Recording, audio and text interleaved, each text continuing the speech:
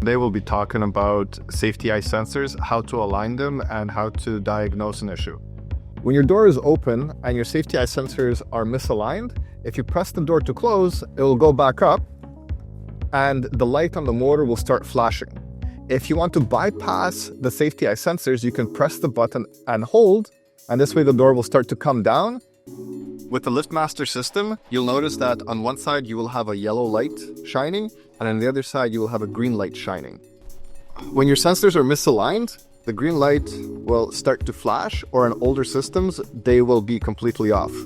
A very common problem is the butterfly nut will come undone, and then your safety eye sensor is no longer aligned. The easiest way to do it is to look down the beam of the sensor, make sure that it's aligned, tighten it, finger tight, and your safety sensors are now realigned.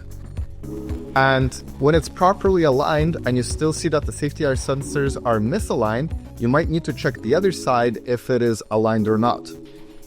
In this situation, the yellow light still stays solid, even though the yellow light was the one that was misaligned. You need to realign this one, tighten the butterfly nut, and you'll notice that on the other side, the light is now solid green. A safety sensor can sometimes get dislodged.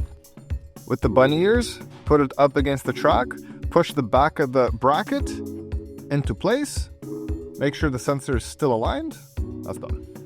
Older garage door openers will have a different style safety eye sensor where the yellow light will be amber and the green light will be off if it's misaligned. So in this case, when they're aligned, the green will stay solid.